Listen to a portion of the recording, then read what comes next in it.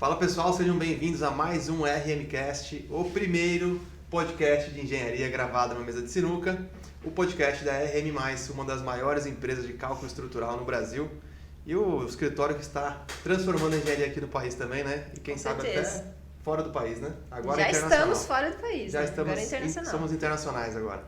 E hoje, galera, eu sou o Fernando Guimarães, um dos sócios da RM+, Head de Negócios. Estou aqui com a host hoje. Mais uma vez, é a segunda vez como host? Segunda vez como host, terceira vez no podcast. É isso aí. Já estive do lado de lá também, e agora estou do lado de cá de novo.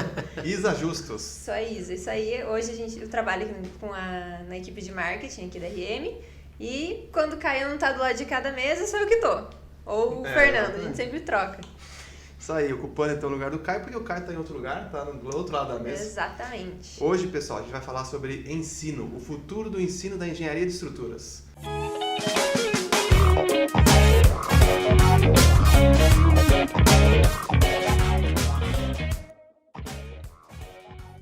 Então, por isso que o Caio passou para o outro lado. Quem mais está com ele, Isa? Quer apresentar aí? Vamos lá? Hoje a gente tem convidados ilustres aqui na RMcast. Vou começar pelo Maurício Sgarbi, falando um pouquinho sobre o Sgarbi. Ele é engenheiro civil pela UFF, Universidade Federal Fluminense, onde é professor há 12 anos e mestre pela COP UFRJ. Falei certo? O UFF é UF, né? É o comum é falar UF. Sócio-diretor da Sigma 1 Consultoria e Projetos, há 10 anos ministra cursos de engenharia estrutural, é professor em instituições de pós-graduação, já atuou como auditoria e projeto em mais de 10 milhões de metros quadrados e é criador do método Sgarbi. Seja bem-vindo, Sgarbi, que bom que a gente pode ter você aqui. Famoso. Muito obrigado. Famoso. Fazia tempo que a gente queria trazer o Sgarbi aqui. É verdade, a gente foi um baita rolê pra gente conseguir trazer ele. Foi sofrido, mas conseguimos, deu tudo certo. Tentamos a primeira vez, né? Não conseguimos, mas deu certo e hoje... Hoje quase sabotar não deu, hoje. Mas depois deu. Exatamente, hoje ainda fiquei um pouco de receio, mas mantive a fé, pensamento positivo e deu certo. Que bom. Pra quem percebeu no sotaque, ele é do Rio, né? Então veio do Rio. Claramente, teve uma certa turbulência nos aeroportos, mas... Sim, exatamente. Tivemos que chegar quase aqui em Campinas e voltar pro Rio para depois, novamente, decolar para cá. Mas deu certo, cheguei em cima da hora, mas conseguimos. Que bom. E, além dele, a gente tem também o conhecido Caio Aguiar. Agora a gente está com dois cariocas do outro lado da mesa. O Caio se formou em engenheiro civil em 2015 pela Unessa, Universidade de Estácio de Sá. Fez mestrado em projetos de estruturas em 2018 pela UFRJ. UF, né? Agora não, UFRJ. a UFRJ agora já mudou. Essa é a UFRJ. Desculpa aí. Então. Foi professor de estruturas pela Universidade Estadual do Maranhão, onde ficou por 2 anos. É membro da Associação Brasileira de Pontes e Estruturas. Atualmente é engenheiro calculista aqui da RM, host de podcast também. E essa aqui eu quero saber, e atleta RX de CrossFit na horas vagas. Que é? Exatamente. O que é RX? Sim, no CrossFit a gente tem várias categorias. O RX é o cara que já faz todos os movimentos. Tipo faixa preta. Tipo um calculista pleno. É isso aí. Faz tudo. Isso aí, muito bom. Então, pra gente começar essa conversa, a gente vai falar um pouco sobre ensino na engenharia de estruturas. A gente queria saber como que vocês começaram quando saíram da faculdade, como que vocês decidiram entrar na parte do ensino e começar a lecionar. Deixaram o Maurício começar, que ele já tem alguns anos a mais do que eu de experiência. Bom, até na realidade, fazendo uma introdução antes, né, desse período aí de recém-formado, eu já comecei na universidade como monitor daquela disciplina muito temida, né, de cálculo 1. Terror da galera. Então eu gostava, né, de matemática, física natural, né, e como também gostava de ensinar já desde antes, né, já com os colegas nessa parte de matemática e física. Então lá na universidade eu fui monitor de cálculo 1, então foi a minha primeira experiência com o ensino de maneira mais oficial. E depois que eu me formei, aí eu já ingressei no mestrado. E aí, logo depois do mestrado, um ano depois, teve um concurso para a Universidade Federal Fluminense. E, por curiosidade, esse foi o último concurso para uma federal que não fazia a exigência de doutorado. Então, eu sempre tive vontade de ministrar, né, de dar aula, então eu fiz o concurso e consegui ser aprovado e fiquei lá, né, 12 anos. Hoje eu já não sou mais do quadro, né, de minha exoneração, mas fiquei como 12 anos como professor, cheguei a adjunto 4. É muito tempo. Bastante tempo. Adjunto 4 lá, e aí essa foi a minha jornada de ensino. E, em paralelo, praticamente quando eu entrei na UF, eu comecei, né, o Alio Kimura, né, que esteve aqui, inclusive, hoje de manhã, né? Acabou de almoçar junto. Ele foi o responsável por me colocar como sendo um dos professores da ABS, né, que é a Associação Brasileira de Engenharia e Consultoria Estrutural. E eu comecei também, mais ou menos na mesma época, ali com uns 28 anos, a viajar pelo Brasil ministrando o curso de modelagem de estruturas de edifícios. Caraca, começou cedo, hein? Eu comecei exatamente. Na minha primeira turma estavam lá os diretores da França Associados, Augusto Pedreira de Freitas, o Contarini. Já foi na segunda, Bruno Contarini, Lídia Scherrard, então, e eu, né, tinha peso, 28 e dizia que eu tinha cara de menos, né? Então, assim, alguns já me conheciam, né, porque eu trabalhava na CSP, que era uma empresa que fazia muita verificação de projetos, mas muitos não me conheciam ainda, né? Então era um desafio, né? A gente passar ali a confiança, né, para o pessoal que estava, né, do outro lado, né, como aluno, sendo novo e, como diziam na época, com aparência de mais novo ainda. Nessa nossa área que tem bastante preconceito, né? Sim, tem, exatamente. Com gente nova. Não só do construtor, do contratante, para te contratar como calculista, mas nessa parte de ensino, como você ali, né, com pessoas do outro lado que têm muita experiência, realmente a gente precisou aprendendo com o tempo como lidar com isso, né, para passar confiança, né? E aí, desde então, eu fui sendo professor na Universidade Federal Fluminense e também ministrando curso pelo Brasil, começando por esse de modelagem, aí comecei aos poucos também ministrar aulas para pós-graduações e também comecei a passar a ministrar o curso de proteção, tanto pela ABS como pela TQS, muita coisa. Realmente a gente acabou sendo bastante heterogêneo aí nas abordagens, sempre temas associados a projeto estrutural, e modelagem, proteção eram os assuntos principais. E aí, durante os 12 anos que eu fiquei na Federal Fluminense, também, em paralelo, esses cursos que eram cursos de especialização ou pós-graduações, a gente ministrava viajando pelo Brasil, representando o ABS, o ATQS ou as instituições de pós-graduação. A baita bagagem. Muito legal. E você? Como é que foi? Então, a minha jornada não é tão brilhante assim, mas o que acontece? Ou é só a mais curta, né? Começou depois, né, cara? Eu me formei mestre em projetos de estruturas pela FRJ, só que o meu mestrado ele é diferente. Ele é um mestrado profissional, ele é focado para te treinar a desenvolver projetos de estruturas de concreto. Esse era o grande forte lá da FRJ. E eu me formei na época muito ruim, porque eu não estava conseguindo emprego de jeito nenhum. Eu falei, tenho um mestrado, então agora acho que eu consigo começar a dar aula. Aí eu não consegui dar aula no Rio de Janeiro, fiz um perfil, nem consegui nem trabalhar como calculista, nem como professor no Rio, que era uma fase muito ruim. A marketing digital estava assim, começando a ficar famoso, né?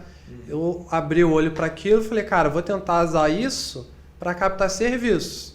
Só que a ideia originalmente era captar serviços de projetos. E eu comecei a produzir pequenos conteúdos relacionados à minha dissertação de mestrado, que era assunto que eu tinha total confiança de publicar, né, para qualquer um ver. E aí acabou que o meu conteúdo era muito didático e a galera começou a me pedir para dar aula.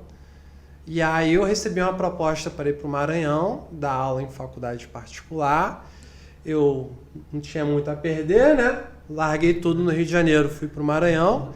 Então comecei por baixo, dando aula em faculdade particular. Aí depois eu passei para o concurso da UEMA, que é estadual lá do Maranhão. Aí o meu nome ficou com mais peso, né? Porque não é qualquer um que passa por uma estadual ou por uma federal. E aí depois eu comecei a dar aula na pós-graduação, que eu dou aula até hoje. Inclusive amanhã eu vou viajar para lá, porque os alunos não querem ter aula online comigo, eles fazem questão que eu vá dar aula presencial. Vou dar aula de bielas e tirantes, que é o assunto da minha dissertação de mestrado. E segunda, estou de volta aí para continuar os projetos da RM. Muitos anos fazendo isso aqui. Fora que a gente acabou entrando no mesmo nicho, né? Agora a gente também dá aula online, por conta própria. A gente descobriu que é um mercado mais rentável e menos estressante Os infoprodutos. do que dar aula dos meios tradicionais. E mais escalável, né? Você consegue chegar em mais gente, né? Sem dúvida. E, na minha opinião, qual que é o grande diferencial? Você consegue chegar nas pessoas certas. A gente vai conversar mais sobre isso. Show. Muito bacana, né? Você vê que o Caio, ele não era a intenção sua de primeira, né? Dar aula, ensinar. Eu sempre quis ser calculista e fazer projeto. Dar aula foi uma boa oportunidade que apareceu, eu abracei. Legal. O objetivo no começo era fazer o conteúdo para conseguir vender projeto, fazer projeto. Acabou que as pessoas te procuraram, gostaram do conteúdo, demandaram o ensino, né? E surgiu a oportunidade. O seu foi mais ou menos igual, Gabi, também? Ou você já você tinha essa vontade de dar aula, de ensinar? Sempre gostei de ensinar e tinha realmente o interesse em dar aula. Tá. Mas na realidade eu estava voltado, assim, para mim dar aula era simplesmente dar aula numa universidade. Sei. Eu não tinha nem ideia e nem passava pela minha cabeça dar aula em cursos de especializações, cursos livres. Então, para mim, o ensino estava limitado à universidade, na minha cabeça, né? Mas sempre tive vontade. Além de querer ser um calculista, né? Que também já me formei e comecei a trabalhar como calculista, eu também tinha vontade de dar aula, de continuar o que eu já fiz, né? Já tinha feito anteriormente na universidade. Legal. Já fazia também de maneira espontânea, então tinha vontade de fazer isso de maneira oficial, só que o meu olhar era só para a universidade, não tinha realmente uma visão mais ampla, né, do que poderia ser. Aí começa, vai dando certo, as pessoas vão procurando e vai expandindo, né, o ramo de atuação, né? Exatamente. Bom. Isso aí. Legal. E, pessoal, vamos lá. Entrando agora no mais profundo no assunto, o que vocês acham do ensino atual? Principalmente o nosso ensino aqui de engenharia de estruturas no Brasil. Como que vocês enxergam nas faculdades? Como é que vocês enxergam o ensino hoje? Olha, eu já estudei e dei aula nos dois, público e particular. Eu não sei se o Maurício vai concordar comigo, mas é completamente diferente. É como se fossem dois universos diferentes. Para você ter aula na faculdade particular, basicamente você tem que pagar uma mensalidade. Para você ter aula numa faculdade pública, você tem que passar num concurso. E esse concurso, às vezes, tem uma peneira muito grande e não necessariamente é uma peneira justa. Por exemplo, você tem um cara que daria um excelente calculista, que é excelente em matemática e raciocínio lógico, mas ele é muito ruim nas outras áreas. E aí o concurso público penaliza esse cara, porque ele quer que ele seja bom em tudo. Certo. Então, possivelmente, nós temos muitos talentos que não entraram na faculdade pública por causa dessa peneira que, na minha opinião, é mal elaborada. E, assim, depois você entra na faculdade particular, cara, é muito voltado para fazer dinheiro. Então, assim, a coordenação não está extremamente preocupada em formar os melhores profissionais. É um modelo de negócio. Ele quer estudar tal assunto, eu vou colocar aqui, vou cumprir a ementa do MEC, que é bem questionável, e vou formar ele. Se ele não conseguir pegar um emprego legal depois de se formar, não é problema da universidade. Já na faculdade pública, você tem normalmente os melhores mentes de cada segmento concursado para dar aula. É um cara que tem a vida dedicada para dar aula, diferente do cara da faculdade pública, que normalmente o cara está ali de bico, então ele não se dedica para dar a melhor aula do mundo, ele dá a aula que ele consegue dar no tempo que ele tem. Então o nível de dedicação do professor é diferente, o nível que você pode cobrar do aluno é diferente, porque numa faculdade pública, se você dá uma coisa muito difícil, o aluno não tem direito a reclamar, ele tem que se virar e dar conta. Na particular, se o aluno falar que está muito difícil, a coordenação pode entender que ele vai fugir para outro lugar e aí pede para dar uma aliviada, para reter os alunos. Então tem essas duas diferenças. Eu não sei se é assim no Brasil inteiro, mas como eu já dei aula e fui aluno nos dois lugares, em mais de um lugar no Brasil, eu sei mais ou menos como que as coisas funcionam. Por onde você passou, você teve essa, Sim. Você teve essa percepção. Isso. Você concorda, Isgaro? O que você acha? Eu não tive exatamente a experiência do Caio.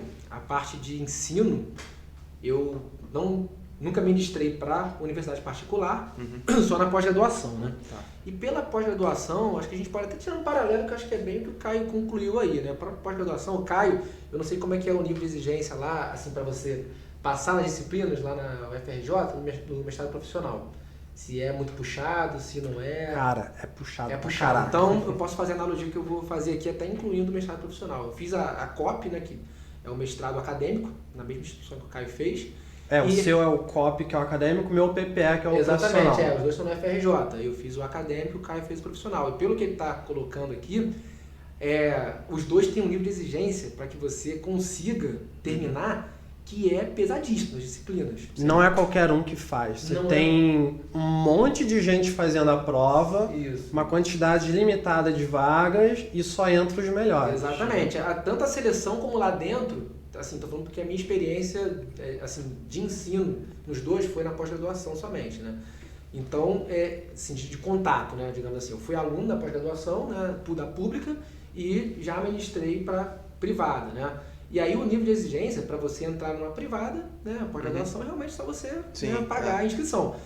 E para você sair também tem os trabalhinhos, mas não é uma coisa, né, que exija tanto, né? O fato é que mais fácil. Você consegue. É mais difícil você cobrar do aluno se esforçar. Não consegue. Eu já fui professor de pós-graduação, né, de ensino privado e não consegue. Você não consegue cobrar porque é natural que a pessoa ela tá ali pagando, ela quer o diploma e de fato tem uma vida corrida, não consegue fazer o trabalho e você precisa, às vezes, dar um jeito para que aquilo ali seja dado como tarefa cumprida. Já na pós-graduação pública, né, tanto o profissional como o acadêmico, aí já é diferente. Aí o nível de exigência é muito maior, né, natural, e também tem a peneira para entrar. Então, esses dois aspectos fazem com que haja uma diferença grande. Sim. Na graduação, eu só tive a experiência como aluno e professor de federal. Então, nesse caso, eu acredito que a analogia que o Caio fez é exatamente isso. Pela minha experiência na pós-graduação, eu acredito que é exatamente o que o Caio falou. A gente tem, eu vou fazer só uma última observação para complementar, mas resumindo o que o Caio falou, a gente tem a possibilidade e a gente não tem nenhuma restrição lá na Universidade Federal para cobrar o aluno, para fazer um nível de cobrança, e muitas vezes alguns professores até fazem um nível de cobrança que é exagerado. Deveria ser mais ameno. Então, assim, inclusive essa possibilidade que você colocou faz com que muitas vezes o nível de cobrança seja excessivo. Inclusive tem gente que larga a faculdade pública para ir para particular porque não consegue passar de período. Não consegue sair, né? Não consegue. E aí, de fato, eu tenho essa experiência, nunca fui carrasco, nunca aproveitei dessa possibilidade, desse poder, né? Mas o fato é esse. O fato é que você tem essa possibilidade e eu nunca tive a experiência, mas pelo que eu vejo, de fato, o que o Caio colocou aqui é a maior verdade, né? Na universidade particular, de fato tem essa questão, né, de você, do aluno estar pagando. Sim. Não todas, né? Tem umas que mesmo assim elas... Alguns alunos conseguem bolsa. Geral, né? Não, assim, o que eu estou falando que não são todas, é que tem algumas faculdades, mas são exceções. Sim. Não vou citar nomes aqui, mas tem algumas exceções que mesmo você pagando sua mensalidade direitinho, ela te cobra como se fosse uma pública. Sim. Mas fazendo uma avaliação a nível geral, macro, de fato, você não tem, o professor ele não tem, inclusive, essa carta branca de fazer a cobrança num nível alto. Já ouvi casos de professores que tentaram fazer isso e foram convidados a se retirar. Sim, entendi. Eu já fui um desses. Ou seja, por exemplo aqui, mas eu ouvi, eu nem sabia que tinha sido o seu caso. Já ouvi falar. O poder tá mais ali na mão do aluno às vezes, então. Exatamente. Tá, na particular, sim. Com exceção de uma ou outra que tem o mesmo nível de cobrança de uma pública, a maioria o poder tá na mão do aluno. O que é ruim para os alunos. Isso é uma pergunta que eu ia fazer. Vocês têm aquela máxima lá que é o aluno faz a faculdade, né? Vocês concordam que é isso, então? Quem faz o curso ser bom, quem faz é o aluno. É o aluno. Sabe por quê? Porque você bota um professor muito bom para dar aula na particular e ele começa a querer cobrar coisas profissionais e os alunos acham muito puxado, os alunos podem ir lá e pedir para colocar outro professor. E aí bota um professor que é legal com todo mundo, mas ele não te ensina o suficiente para você se preparar no mercado. Então, por mais que o aluno, na particular, tenha o poder de fazer as mudanças, às vezes eles acabam não gerando as melhores mudanças para eles mesmos, para melhorar a formação deles. Eu tenho até um exemplo legal. Uma vez, né, eu fiz faculdade privada, né, estudei no Mackenzie, São Paulo, e uma vez um colega nosso, ele fez uma crítica lá, falou assim, poxa, essa matéria, uma específica, o Mackenzie é uma ótima universidade de São Paulo, uma das principais, né, avaliadas em engenharia civil, mas uma matéria específica lá ele achou que estava muito fácil. Aí ele foi reclamar lá na diretoria, falou que estava muito fácil passar nessa matéria. Ele nunca foi tão odiado pela... Sim. Todo mundo odiou ele. Eu era esse aluno na faculdade particular. Eu falava, cara, eu sou estagiário de um escritório de cálculo estrutural. Eu quero ter um professor muito bom de concreto armado. Senão eu vou chegar lá no professor e vou falar, pô, professor, o que você vai me ensinar? Porque eu não quero chegar aqui e descobrir que eu sei mais do que você, eu sou estagiário. Entendeu? E aí, cara, o resto da galera que estudava comigo já tinha um negócio certo, já trabalhava na obra e tá só precisando de um diploma, né, para ganhar uma promoção, sabe? Então, assim, não tô querendo menosprezar o aluno da faculdade particular. Tem muita gente com um grande potencial estudando em faculdade particular, mas é um ambiente que ele não te incentiva a ser o melhor profissional possível, entendeu? Entendi. Vocês se formaram em quanto tempo? Eu demorei 5 anos e meio. Tá, o curso é 5, né? O normal é 5. Você foi 5. Ó, um dos únicos, né? Eu Eu me formei em 5,5, mas foi porque... Não, na verdade 6. Mas é porque eu fiz um intercâmbio de 6 meses, então eu atrasei. E depois eu entrei no banco, eu fui trabalhar em banco, né? No Itaú. E eu tava faltando 6 meses para me formar. Era para estagiário. E 6 meses de estágio, eles não contratavam. Eu falei assim, não, peraí, se for esse o problema, eu adio uma matéria e concluo a faculdade em 1 ano. Aí você faz isso? Faço. Aí eles me aprovaram, eu trabalhei no Itaú. Então, no fim, deu 6 anos total. Cara, essa estratégia, na verdade, é uma boa estratégia. Porque, às vezes, você está estagiando num lugar muito legal.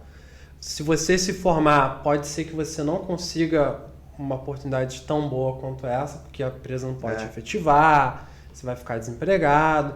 Então, eu quase enrolei mais 6 meses para me formar por causa disso. Pois é. Mas aí falaram para mim, cara, na época, né? É melhor você ser um engenheiro formado, desempregado temporariamente, do que ficar preso, amarrado a ser estagiário ganhando um pouquinho. E você não vai aprender muito mais do que o que você já sabe aqui em 6 meses. Aí eu me formei logo. Na época era uma oportunidade, eu tava no programa, tava no processo seletivo ali, né? Então era uma oportunidade já à vista. Eu falei, não, se foi esse o problema, eu queria muito entrar, então adiei. Então no total foram 5 anos estudando, né? E 1 ano postergado, de propósito. Mas um dos únicos também, da minha turma, eu tenho amigo meu que se formou em 7, 8, tem uns que acho que tá lá até hoje. Eu já trabalhei com um excelente calculista que demorou 10 anos para se formar, mas é porque no caso dele, ele não tinha como puxar muita matéria ao mesmo tempo.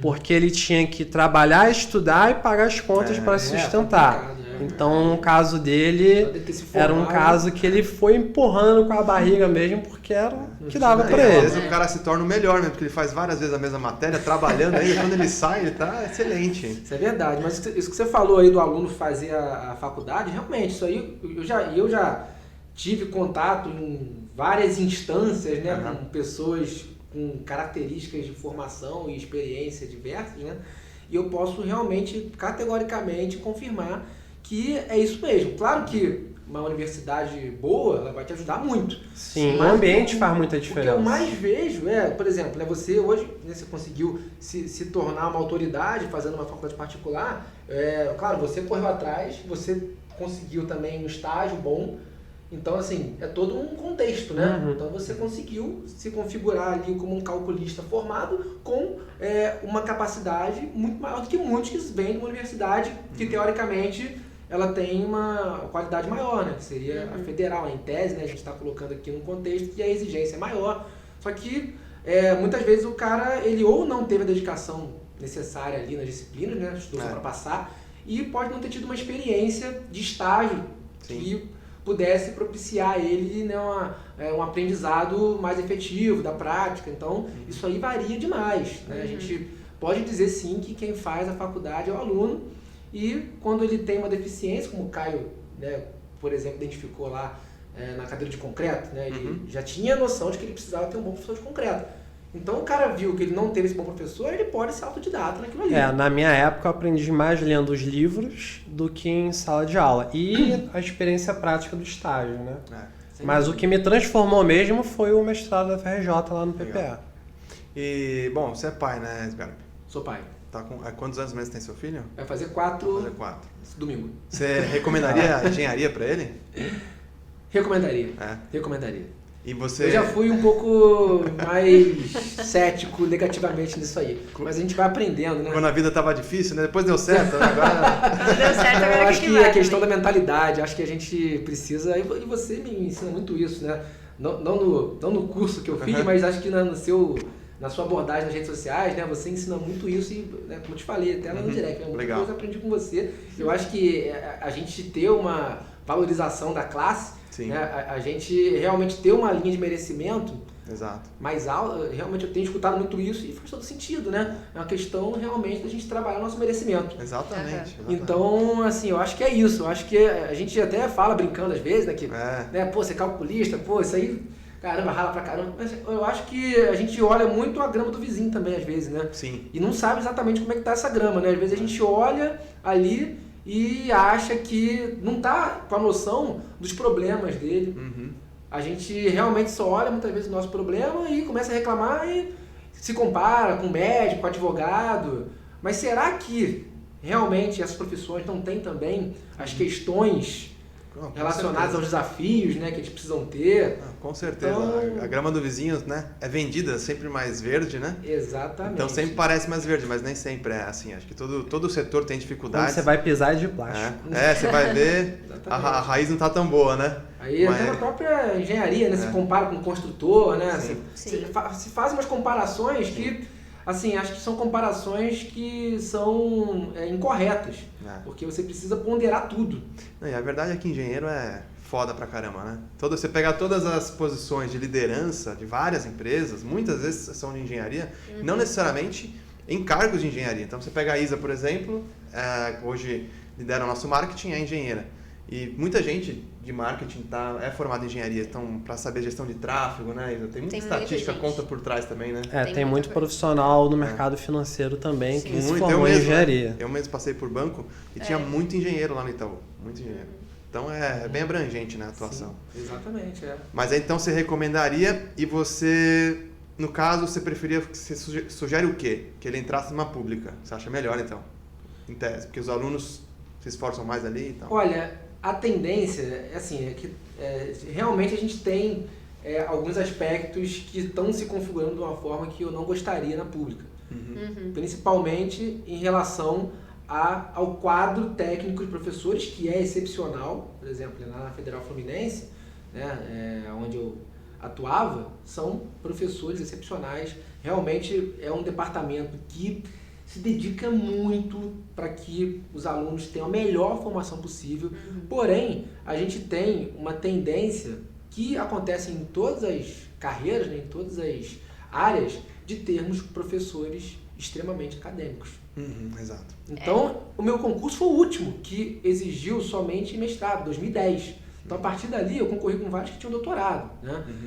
Que também queriam entrar.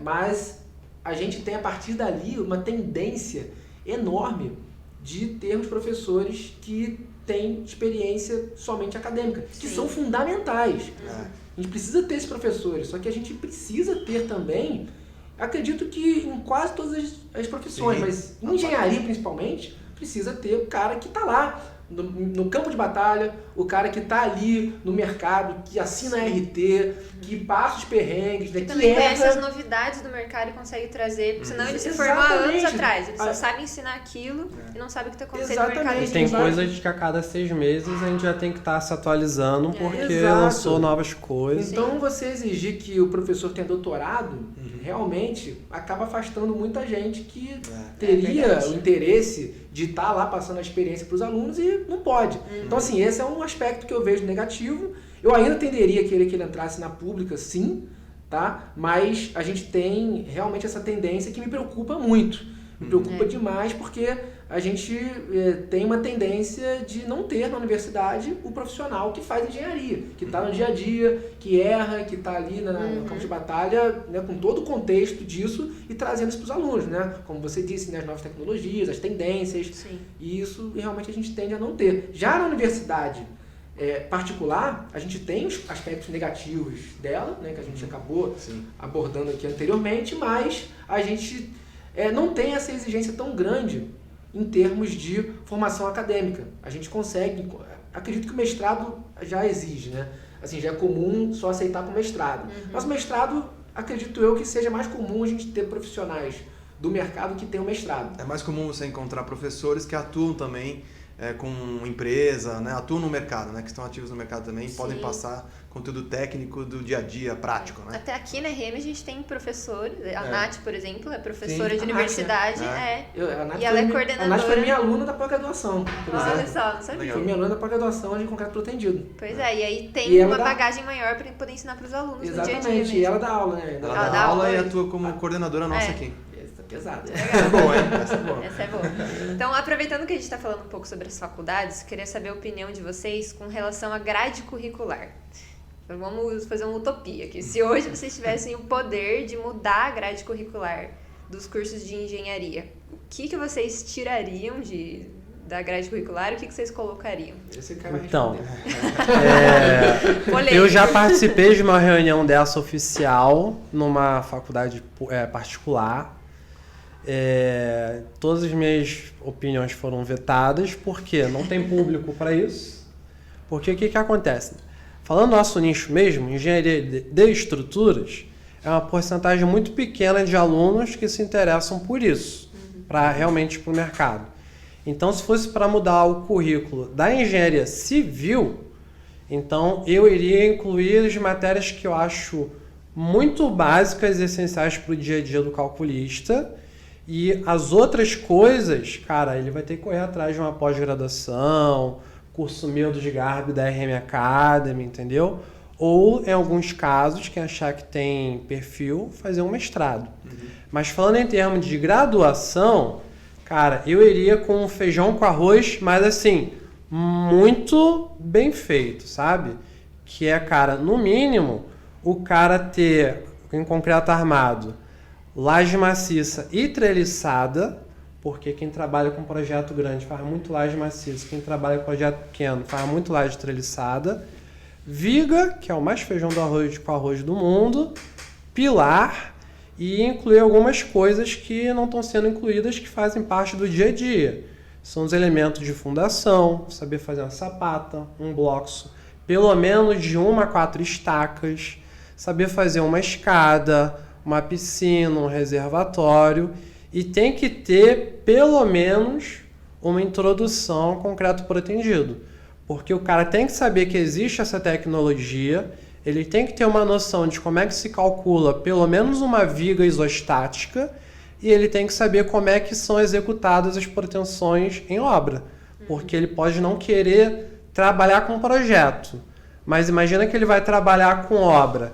Ele tem que saber o que é um macaco hidráulico, o que é uma cordoalha, entendeu? Ele tem que saber qual que é o processo de se pretender uma estrutura. Então, na minha opinião, o feijão com arroz que deveria ter em toda a graduação, em termos de estruturas, é isso. E o resto que deveria ser, sim, isso que eu falei, isso aqui, né? Todo o resto que o cara tem que saber para se destacar no mercado, aí ele tem que correr atrás por fora da graduação. Porque senão vai virar uma faculdade de estruturas e não de engenharia civil. Sim. E você, Edgar? Eu até errei. Achei que você ia falar de outros assuntos, né? Como eu vejo você colocar aí, né? Da deficiência. Achei que você ia colocar alguma coisa relacionada a questões de administração. Eu achei que ele ia falar isso também. Deixa que eu falo essa depois. Exatamente. Vou deixar essa bola pro Fernando. Vendas. Eu foquei aqui no cálculo Eu ia estrutural. falar vendas aqui, mas eu falo, não, vendas também acho que não. Aí é fora mesmo, né? Aí deixa comigo então, né? Não, mas é isso aí, eu concordo plenamente e acho sim, né? Achei que você fosse falar isso e acho que faz falta, tá? Algumas noções básicas de assuntos gerais que você vai ter contato no dia a dia se você precisar empreender. Eu acho que precisa, mesmo que você não empreenda. Acho que você precisa ter algumas noções básicas, né, de assuntos de administração, de contabilidade, e sim, de marketing, né, ter noções que você precisa, né, para poder tanto se promover, para você ter a oportunidade. Mostrar para o aluno que ele tem a oportunidade, ele tem a possibilidade de tentar empreender, pelo menos. Sim, tem essa possibilidade. E aí dá pelo menos um direcionamento, ó, é assim que se abre uma empresa, básico, é assim que faz contabilidade, aqui uma noção de marketing. Exatamente, eu acho que isso aí é uma coisa que faz falta. Há uma tendência das universidades particulares introduzirem isso. A pública também. A pública também, né? Lá é um pouco mais, eles são mais conservadores um pouco. Né? Sim. Eles não têm assim não que não tenha uma mente aberta, mas é natural que, assim, pelo próprio engessamento dos processos, é natural que eles não tendam a ter uma inovação muito grande. Isso aí acaba acontecendo realmente. Acaba que é difícil você, inclusive, dentro da cadeira, dentro desse contexto que você colocou, realmente mais técnico, até isso é difícil de mudar. Mas eu concordo 100% com o que você falou. Eu acho que a gente precisa colocar ali o aluno para ter as noções básicas em relação a projeto desses elementos que são realmente, fazem parte do dia a dia, são essenciais, e aí questões realmente, né, que são mais específicas, aí ele realmente precisa aprender no estágio, fazendo uma pós-graduação, curso livre. Eu acho que tem que tomar cuidado, né, porque o pessoal vende muito aí nos cursos, né, não, a tua faculdade não te ensinou isso, né, e tal, mas realmente muitas coisas não é o papel da universidade, realmente, né. E assim, claro que a gente está, né, com o nosso projeto de curso, mas como que os calculistas antigos, né, sem o método de Garvey, sem a RM Academy, sem o curso do Caio, como é que eles faziam? Como é que eles aprendiam?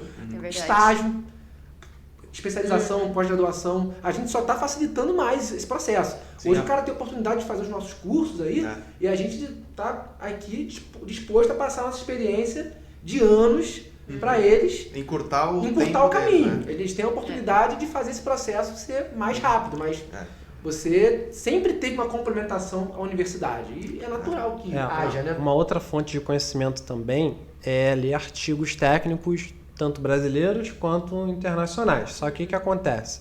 Você pega um aluno de graduação que não teve uma boa base e dá um artigo científico para ele ler, ele não entende nada. Então, assim, no mestrado, eu aprendi a estudar por conta própria. Então, se alguém falar para mim, Caio, eu preciso que você desenvolva tal assunto, eu sei correr atrás de informação técnica para aprender por conta própria. Isso foi uma das melhores coisas que eu aprendi no mestrado. Aprender a aprender conteúdo técnico. Então, o aluno de graduação não tem isso. A gente fala bastante, né? Acho que a faculdade não dá para ensinar tudo mesmo. Não dá. Você falou, Edgar, a faculdade não te ensinou isso. E nunca vai ensinar tudo. A verdade é que a gente vai precisar sempre buscar conhecimento ao longo da vida, né? Nunca para. Hoje existem mais formas de você adquirir conhecimento, então não é só através das universidades, você tem hoje os cursos online na internet que facilitou isso muito, né? O compartilhamento de conhecimento, experiências, justamente para tentar encurtar o caminho das pessoas. Então hoje a gente tem aqui a RM, vocês, na trajetória de vocês, a gente aprendeu errando, né? A gente errou muito, bateu com a cara na parede, até chegar numa metodologia que a gente trabalha hoje e adquirir bastante conhecimento. Então, quando a gente compartilha isso, a gente faz para que as outras pessoas não precisem passar por todos os... Aprendam com nossos erros. Aprendam com os nossos erros, entendeu? Mas não dá para exigir da faculdade realmente que ela ensine tudo, tá? Mas eu vou concordar com vocês nesse sentido de, olhando aqui para o nosso... do lado do empreendedor, né? Que falta muito, cara, falta muito. O Caio falou mais da parte técnica de engenharia, mas principalmente para mim a parte de vendas e marketing, administração, gestão de negócios. E sabe, isso é muito importante porque hoje a gente estava falando aí, né? Engenheiro no início da nossa conversa. O cara se forma em engenharia, estuda pra caramba e depois é difícil, não dá certo, né? Faz muita piadinha. Mas por quê? Muitas vezes é porque faltou aquele conhecimento de negócio.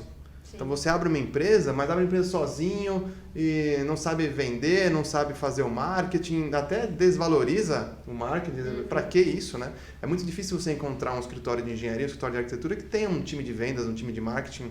Para quê, né? E você acaba saindo da faculdade achando que o seu único cliente é a empresa que vai te contratar. E nem a própria faculdade sabe quem são os clientes dessa empresa que vai te contratar. Então, se você já sabe isso, você já sai de lá com uma visão diferente. Para quem que a RM trabalha? Para construtoras e incorporadoras.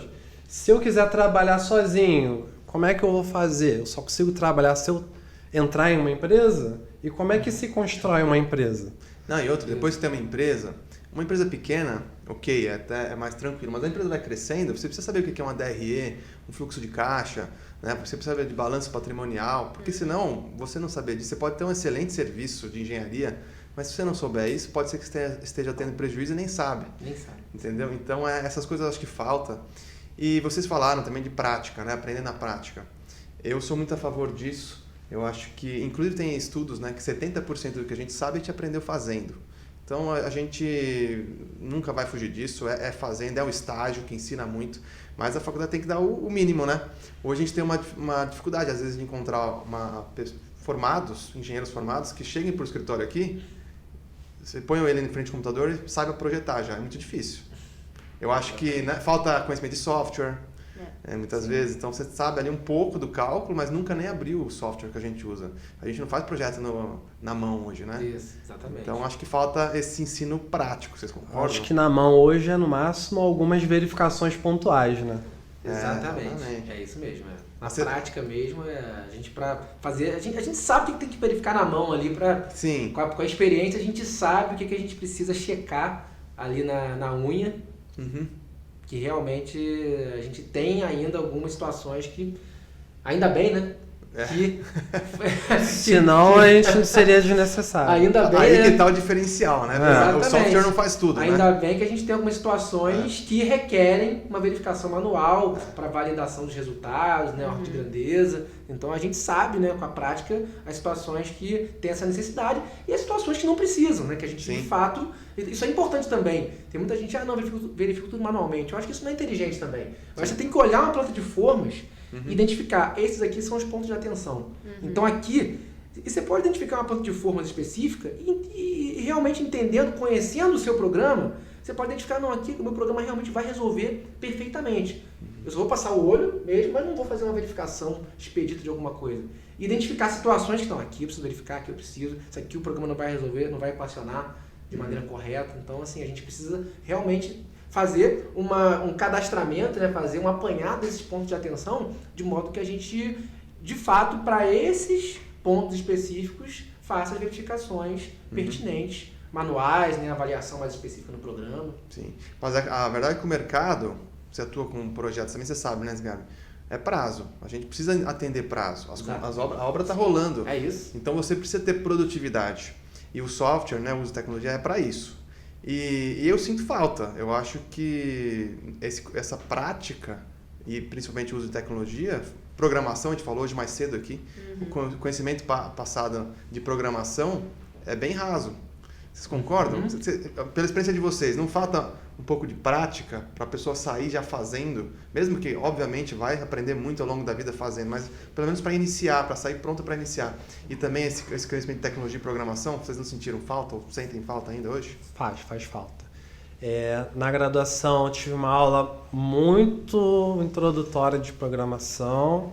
Eu só fui aprender a programar na prática quando eu fui fazer um curso de Excel, e nem assim, programação, baita programação, mas já é alguma coisa.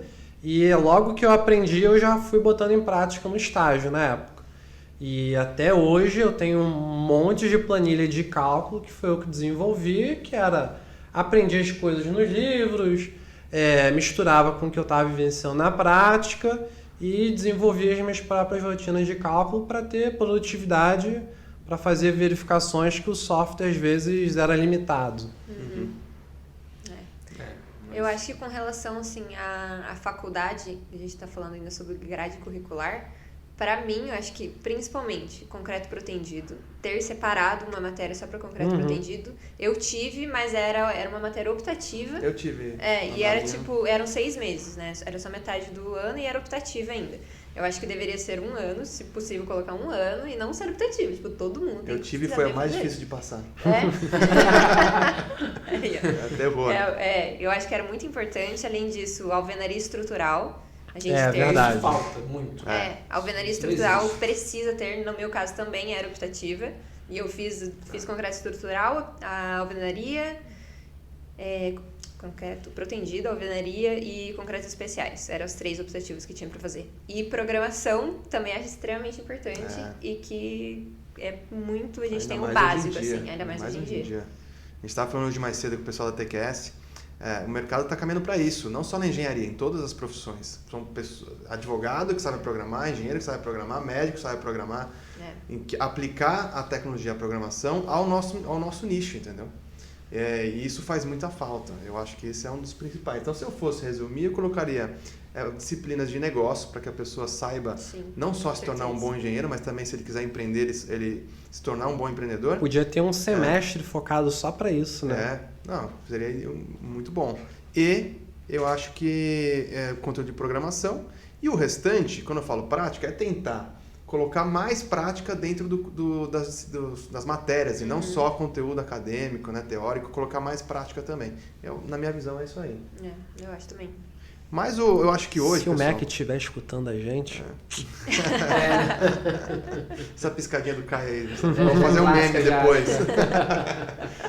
Mas eu acho, pessoal, vocês estão atuando aí no mercado digital com conteúdos, já estão ensinando, né, o pessoal de engenharia com conteúdo gratuito nas redes sociais e também por meio de seus cursos, né? Eu acho que a internet veio também para complementar, não dá para deixar tudo nas costas das universidades, é o que a gente falou, não dá para ensinar tudo. E como que vocês estão enxergando, então, como profissionais do digital, aí, o ensino nas redes sociais, o infoproduto, isso está agregando muito, como é que você... E o futuro desse mercado, né? Olha, tem o lado bom e o lado ruim. O lado bom é que hoje está mais acessível você ter acesso a um profissional de alto nível, tipo o Maurício. Agora, o lado ruim é que é tanta informação que está mais difícil você saber filtrar o que realmente é bom e o que não é. Então, às vezes, aparece um fulano digital querendo ensinar uma coisa lá que parece ser muito legal, aí tá baratinho, você fala, isso aqui é mole de comprar, e você compra, vai consumir aquele conteúdo, pô, isso aqui é uma porcaria, entendeu? Então tem esse tipo de problema. Então eu diria que o lado ruim é a dificuldade de filtrar conteúdo bom. Conteúdo bom tem, o problema é saber filtrar. E o lado bom é você ter acesso a profissionais muito bons, de forma que de meios tradicionais você não teria. Por exemplo, o Maurício dava aula na BES. Ele tinha que viajar até aquele lugar fisicamente para dar aula para um grupo de alunos que caibem em uma sala. Então, que estivesse lá também, né? Então, você tem então a limitação de tempo do Maurício para ele se deslocar. Você tem que arranjar um espaço físico e você tem que convencer aquelas pessoas daquela região a irem para aquele espaço físico. Sim. Então, provavelmente, o Maurício não deu aula para o Brasil inteiro, porque em alguns lugares não deve ter conseguido fechar a turma para conseguir viabilizar tudo isso. Quando você vai para o mercado digital, o Maurício pode dar aula da casa dele, ele capta pessoas do Brasil inteiro e monta uma turma. Aí, às vezes, pode ter um aluno do Amazonas, uns 10 de São Paulo, uma meia dúzia do Nordeste, uma galera ali do Sul, e ele monta uma turma. Ele não vai ter custo de deslocamento, ele vai ter um custo, né, dos meios digitais, mas que não são assim nada absurdo, a não ser que você queira fazer uma baita estrutura, mas aí já é outro patamar, e você consegue levar um conteúdo muito legal para uma galera que jamais conseguiria estudar com o Maurício presencialmente. Imagina um cara que está lá no Nordeste, doido para ter aula com você, mas não consegue fechar turma. Porque precisa ter, sei lá, no mínimo 20 pessoas. Mas não tem 20 pessoas naquela região para viabilizar uma aula. E aí, para ele se deslocar lá longe, para ir para um lugar mais próximo que está tendo turma, pô, só o dinheiro da passagem já é melhor pagar alguns cursos online.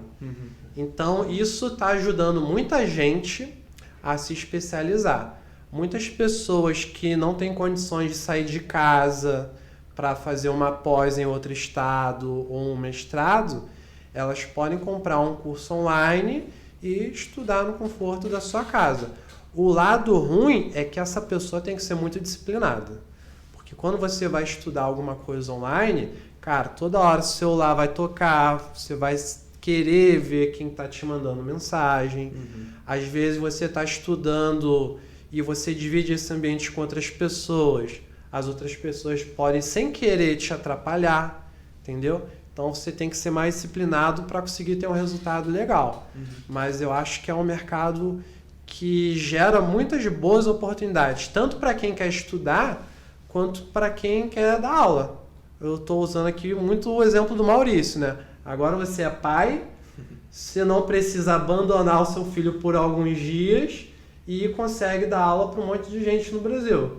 Não é muito melhor assim? Muito melhor. Inclusive, né, o que aconteceu comigo, né? Eu passei aí depois do nascimento do meu filho por um período que eu vi que a vida mudou. Eu falei, agora ele nasceu, eu também renasci. Então eu preciso rever meus conceitos aqui de gestão do tempo.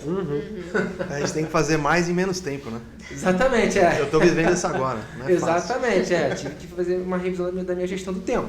Então eu decidi, ok, né, temos que já levar 2 negócios, né, porque acaba sendo, né, já é complicado, mas beleza, eu sou apaixonado por educação, eu vou continuar de alguma forma. Então primeiro testei continuar focado na universidade, que aí eu tentei fazer o doutorado, né, fiz as disciplinas, né, encerrei inclusive, só que aí esbarrei, né, na dificuldade lá dos artigos, da tese.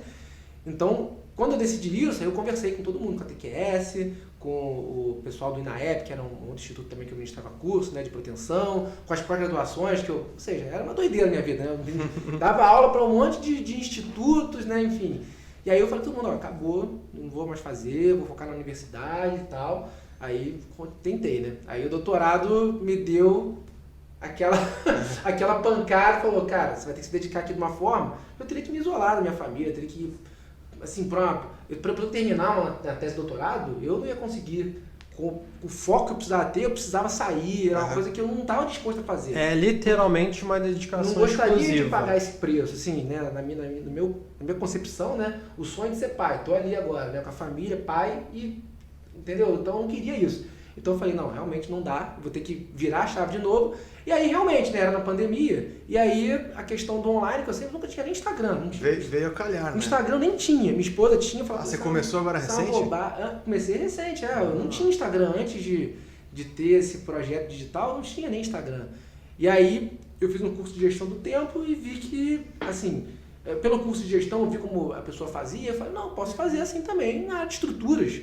Por que não? Aí entrei no Instagram e aí comecei o trabalho, né? Fiz alguns cursos de marketing digital e comecei aí já foi o contrário, aí eu já falei, então tô aqui, então não tô lá. Eu decidi que era uma coisa ou outra, que a minha vida não poderia continuar a loucura que era antes, que eu tinha que focar o máximo possível. Então aí eu pedi a minha exoneração da universidade.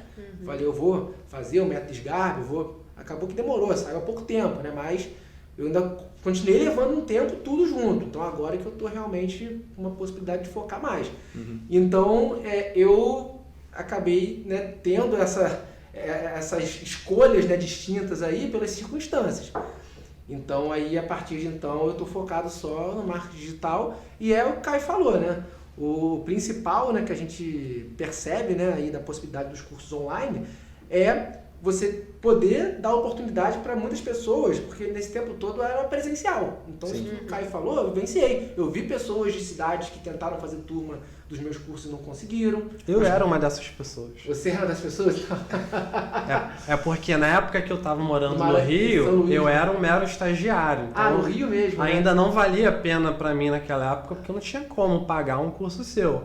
Mas depois que eu comecei a ter condições de pagar um curso, eu estava morando no Maranhão. Eu nunca fui para lá. E ninguém nunca foi dar uma aula top dessa no Maranhão. Eu tinha que me mudar para algum outro estado. Já tentamos, por um período curto para conseguir fazer esses cursos da BES. Nunca rolou. Então, é bom que fica até mais democrático. Você consegue chegar em mais lugares do Brasil, né? Sim. Evita até você ter os polos de engenharia, então, tal capital. Dessa forma você consegue fazer com que mais regiões desenvolvam engenharia Sim. e façam engenharia no Brasil, né? Várias vezes eu era doido pra fazer um curso da ABS, eu falava, caraca, só tem em São Paulo, só tem em Tem que até lá Fortaleza. fazer. Aí passagem, hospedagem, comida, mais o curso, eu falei, É caro pra cara, todo mundo. Tem um cara que quer fazer e naturalmente pra instituição, pro você professor. acaba pagando um custo, salário né, que de um você tem. engenheiro por um fim de semana de estudo. É, Não e dá. com família, filho, né? Você viajar no final de semana, né? Fica difícil, difícil, né?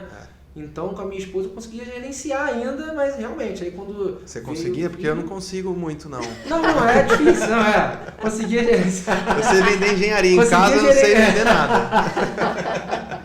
Não, hoje a dificuldade é grande, porque com o difícil, filho é. realmente a demanda, Pior, você né? está falando atualmente. Atualmente, mesmo com a demanda menor que eu tenho, aí é difícil, porque o filho, ele demanda muito. Aí é a dificuldade de todos. Né? É, né? Não tô sozinho, né? Não acho que você está sozinho, Não tô não. sozinho. Tá todo mundo no mesmo barco. Mas aí, assim, você imagina, eu sem chance de eu fazer tudo. Então, realmente, e assim, eu vi vários pontos positivos, né? Claro que tem os negativos, que eu acho que são poucos, né? O fato de você estar com presencial, a energia é outra, né? Você conhece pessoalmente. É mais divertido. Também, exatamente. Né? Você faz o Tanto contato para quem dá direto. aula quanto para quem A faz. energia é outra, né? Realmente tem esse lado, né? Mas colocando aí todos os pontos positivos que a gente tem das possibilidades dos cursos online, eu acho que esses pequenos aspectos negativos, eles de fato ficam para trás, né? E é uma coisa importante também que, além do que o Caio falou, para complementar, que realmente é bem relevante de você poder fazer um curso online, é a possibilidade de você fazer a aula de mentoria, né? Você tem um curso tradicional ali, e aí você pode, de 2 em 2 meses, ou de 1 mês em mês, ou até com uma periodicidade menor, você realmente tirar as dúvidas. Você reunir a turma, pessoal, estou aqui para tirar as dúvidas. Então você te possibilita fazer isso.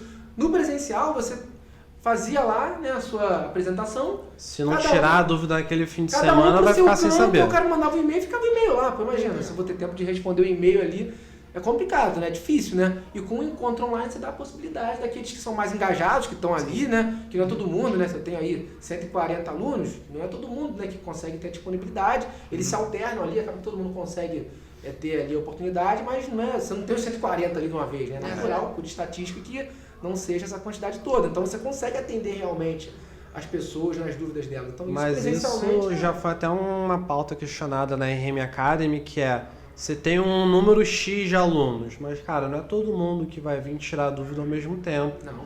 É uma porcentagem pequena. Então, é possível a gente escalar sem grandes dores de cabeça até um determinado ponto. Porque, sei lá, de 30 pessoas vem uma tirar dúvida com uma frequência relevante. E entendeu? às vezes a dúvida de um é a dúvida do outro. Sim, aí o cara já lê a dúvida e já não manda mais Exatamente, nada. porque Acaba por virando uma comunidade. Acontece muito. Porque no presencial, por exemplo, às vezes eu vou lá, tem meu professor e eu vou tirar uma dúvida com ele. Às vezes vai um outro aluno, 30 minutos depois, tirar a mesma dúvida. Perguntar ali. No digital, você atende por WhatsApp, por grupo. Então, às vezes ele faz uma pergunta lá que era dúvida de outros, pronto, respondeu em Ele já massa, leu né? ali e pronto. Exatamente. Manda pra todo mundo. Então, o curso, você falou, não tinha condições de pagar um curso do SGARB na época. Provavelmente o curso presencial é muito mais caro, né, SGARB? Sim. Sim, Então, a hora do curso. A hora é muito mais cara, porque tem todo o tempo físico dele ali, né? Deslocamento, um monte de coisa. E atende menos gente. Então agora quando você faz um conteúdo digital, às vezes até da sua casa, do seu escritório, para mais gente, o custo tende a baratear, né? Então fica mais acessível para todo mundo. O custo cai, assim, drasticamente. Drasticamente. Só pelo fato de você não ter uma passagem aérea envolvida, de ida e volta, uma hospedagem, Pois é. Sem contar todo o tempo que você perde pra ir. o pro aluguel lugar. da Tem o custo da sala. hora do professor, Sim. né? Que tá ali, custo em geral, né? Custo Quando direto você dá aula também. online, é basicamente os honorários do professor e os custos operacionais, que são bem baixos comparado com o físico. Se diluem, né, também. Então, É. Com Verdade. certeza. Bom, Mas eu queria fazer uma pergunta. Se a gente fosse pensar hoje no engenheiro, um pacote engenheiro estrutural, assim, um engenheiro ideal, vamos dizer assim. O que vocês acham que essa pessoa deveria ter como características? Porque, por exemplo, tem muita gente que está assistindo a gente e quer se tornar um engenheiro estrutural um dia. Então, quais seriam as características do que a pessoa precisa dominar de software, de conhecimento técnico mesmo? O que vocês acham que essa pessoa deveria ter?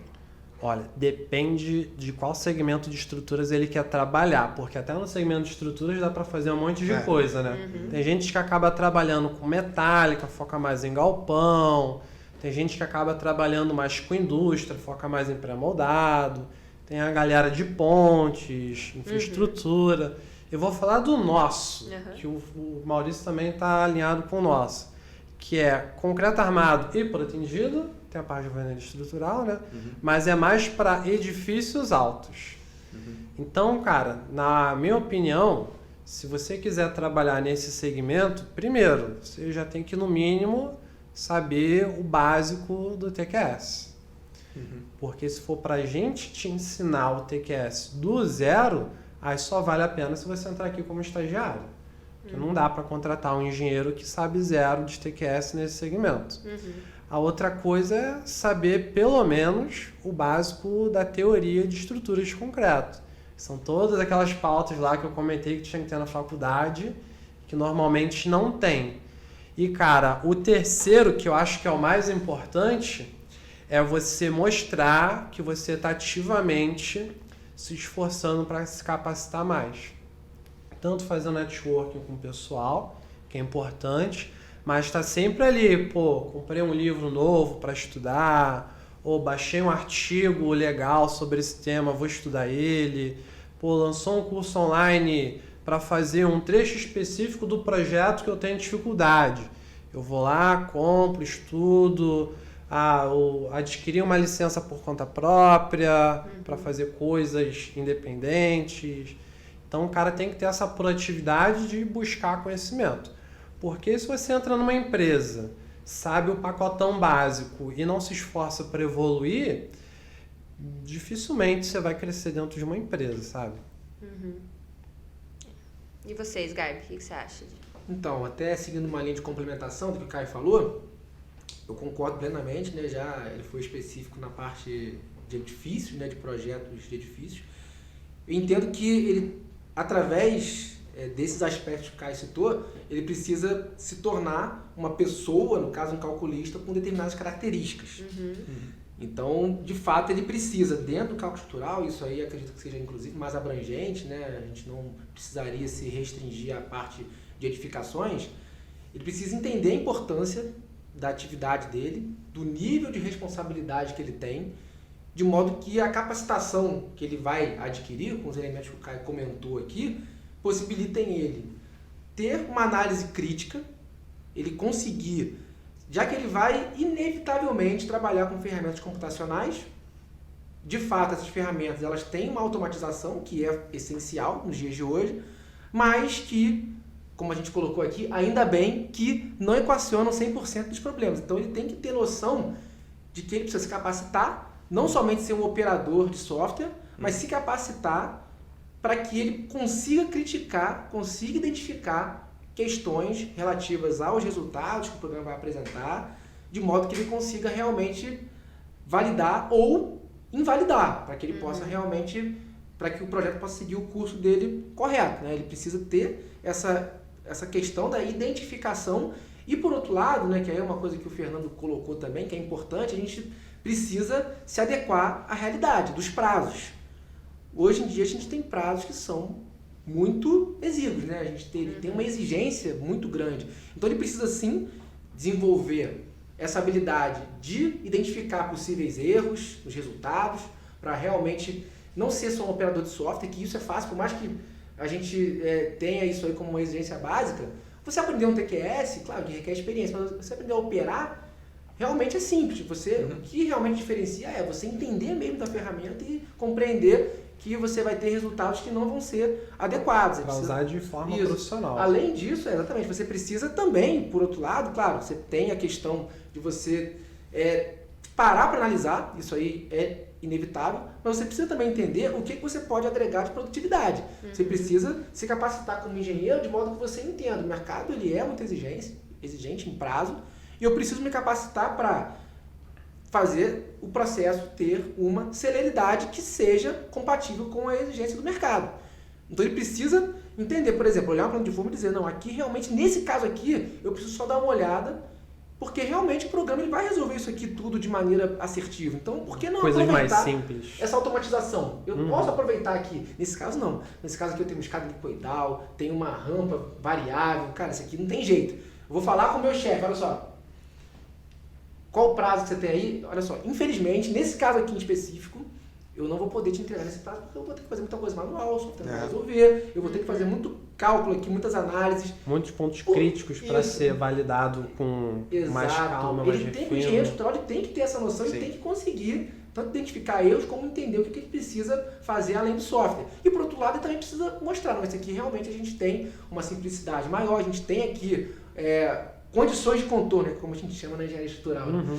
Tais que o programa ele realmente vai dar um resultado muito próximo ao que realmente vai ser entregue. Então aqui a gente Quando pode... a gente dá aquela cagada de vir a estrutura toda É quadradinha. raro isso, eu sei que eu tô falando aqui para ter um para ter um parâmetro. processo a seguir. Eu sei que isso é raro, mas não vamos desanimar a turma não, né? Eu não queria dizer isso, que isso é raro, né? Eu até pensei, mas acontece. Então, assim, tem que haver uma compensação. E aí, nessa linha, Fernando, entra a programação. Nessa linha que eu estou dizendo aqui, de que o cara precisa olhar e, sim, ver o que é osso, o que não vai ter jeito. Sinto muito se o prazo é esse. Eu sei que tem, né, questões de prazo, tanto com o cliente, como também o escritório ele precisa, né? Uma empresa precisa ter lucro. Só que você precisa, e até pro seu chefe ali, que às vezes está te cobrando produtividade, saber, realmente, quando vier um projeto assim, eu preciso cobrar mais, porque de fato não vai ter jeito. Sim. E tem situações sim que são mais simples e que o software vai resolver grande parte do projeto. E também identificar isso. E juntamente com isso, a programação. O que a gente pode, por exemplo, né, como característica de um calculista, eu incluiria realmente a programação, corroborando com o que o Fernando disse aí.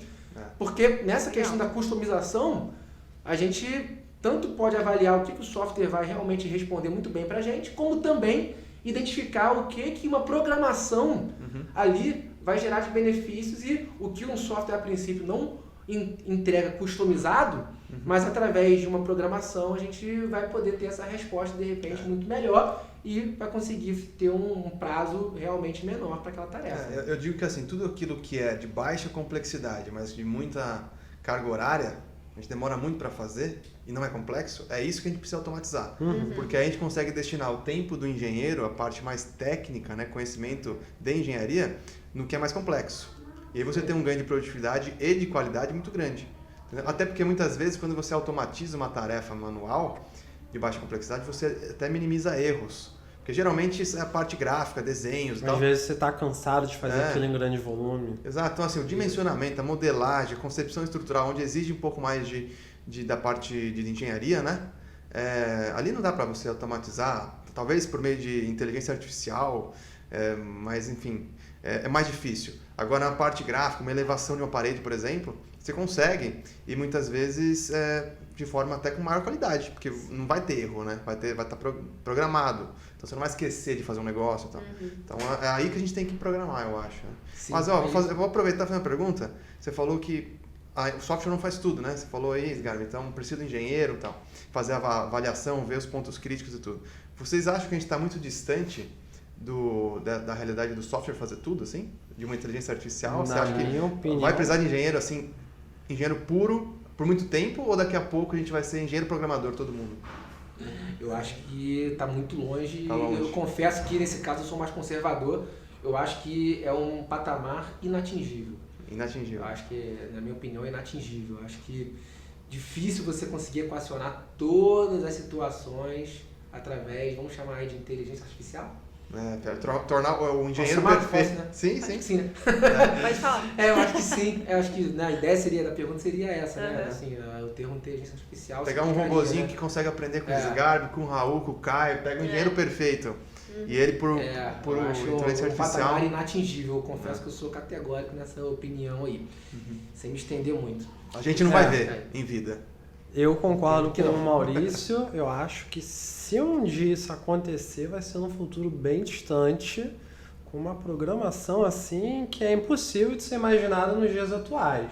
Eu não vou dizer que é impossível, porque já aconteceu muita coisa na história da humanidade que a gente achava que era impossível e hoje em dia coisa do dia a dia. Mas eu acho que se algum dia isso for acontecer, vai ser assim, eu já não vou estar aqui já há muitos anos, entendeu? Então acho que meu emprego está garantido enquanto eu existir. Mas essa realidade do engenheiro programador, cara, já é uma realidade hoje. Às vezes você está manuseando um software que ele tem uma limitação e você é capaz de desenvolver uma rotina complementar para te ajudar a ser mais produtivo. O que não elimina você estar manuseando o software. Até porque vai ter situações que não dá para programar, é coisa criativa. Pensar numa solução igual o Maurício posta o tempo todo nos stories dele. Onde é que eu vou botar esse pilar? Como é que eu vou girar esse pilar? Onde eu vou posicionar essa viga? Como que eu vou vencer esse vão? Então toda essa parte criativa, o software não vai resolver pra gente. O que o software vai resolver pra gente é, eu quero um pilar aqui, beleza, ele já desenhou forma e modelo analítico de uma vez. Beleza. Agora, se esse pilar tem que ter tal geometria, em tal posição, isso, toda essa parte criativa é com o engenheiro. Você concorda, Isa? Eu concordo também. Eu até estava pensando em uma frase, tem uma frase do Bruno Perini, que ele fala assim, que não existe uma máquina, não existe uma máquina que seja mais inteligente do que um homem com uma máquina. Então, juntando isso de... pode ser que a gente chegue em um momento onde vai ter uma inteligência artificial que seja muito inteligente, mas um ser humano por trás dessa inteligência artificial é muito mais. Com certeza. Entendeu? Pode ir muito além. É igual o trabalho duro, como é que aquela mesma ideia, né? O trabalho duro supera o talento quando o talento não trabalha duro. Exatamente. Até se você for ver em outros ramos, tipo na aeronáutica. Cara, tem muito avião que é capaz de voar sem intervenção humana. Sim. Mas sempre tem um piloto ali, ou algo próximo de um piloto, verificando, porque pode acontecer uma situação atípica e ele tem que resolver aquilo ali. Então entra ali uma sensibilidade, uma experiência, e essa parte criativa de resolver problemas novos. Eu até acho possível a gente desenvolver bastante inteligência artificial, mas não no curto prazo e não a ponto assim, de eliminar, né, o trabalho completamente. Né? A gente tem ferramentas sendo desenvolvidas que conseguem fazer comparações de concepção estrutural automaticamente, então você vê onde fica melhor o pilar, fazer diferentes dimensões, então coisas que a gente faz hoje na engenharia, né? Obviamente quanto maior a sua experiência, mais assertivo você não precisa fazer muitas soluções, comparações, porque você vai logo de cara, vai nas melhores, você já sabe qual que é, já tem uma noção, né, de estrutura. Mas uma ferramenta de automatização até daria para fazer uma coisa nesse sentido. Mas eu não vejo que é no curto prazo também, não. Talvez uma ferramenta que ajude a gente a ter um norte e gastar menos tempo naquele tipo de serviço. Exatamente, sempre na mesma ideia, né? Mas até dei uma fugida no tema aqui, né? Porque caiu aqui, né, esse assunto, vamos avançar. Mas, bom, você tem alguma pergunta específica, Isa? Agora, eu tô pronto para as burning questions já. Não sei, você tem mais alguma que você quer aproveitar? Na verdade eu tenho, agora eu lembrei. Você tem? Manda a sua então. Pro SGARB. Queria que você explicasse um pouquinho sobre o método SGARB. Aproveita e faz um jabá aí já. Como surgiu? Isso, exatamente. A ideia do método SGARB surgiu a gente observando as dificuldades das pessoas, né? Eu entrei no marketing digital, na realidade, com o objetivo a priori de fazer cursos de assuntos que são mais específicos. A priori, esse é meu objetivo. Concreto protendido, CIS, integração da estrutura, são assuntos realmente de nível mais avançado, mais específicos. Mas eu sempre, embora tenha sido professor de graduação, eu sempre me identifiquei mais no ensino para engenheiros formados. Sempre foi uma identificação maior minha nesse sentido, então eu estava caminhando já nessa linha. Se você viu meu Instagram no início, as postagens eram mais nesse sentido. Já é bem específicas. Só que realmente eu não tinha noção da realidade, da realidade mesmo que a gente tinha no mercado, da necessidade de aprimoramento em assuntos que, em tese, são assuntos básicos. São assuntos relacionados com concreto armado, questões realmente importantes para o engenheiro projetar, que ele precisa saber, e como coisas que eu aprendi com a minha experiência poderiam ajudar pessoas a desenvolver projetos em níveis realmente de melhor produtividade para o cliente, soluções mais arrojadas. Eu via realmente que o pessoal estava muito preso a soluções muito tradicionais E quando eu colocava alguma coisa diferente, o pessoal já, nossa, mas como é isso? Como é que você resolve isso? Como faz isso? Não pode, isso aí para em pé, não sei o quê. Isso aí, Maurício, é porque às vezes você está convivendo com um círculo de pessoas que já estão num nível muito alto. E aí quando você amplia esse panorama, você vai ver que a média é bem abaixo do que o que você está vivendo.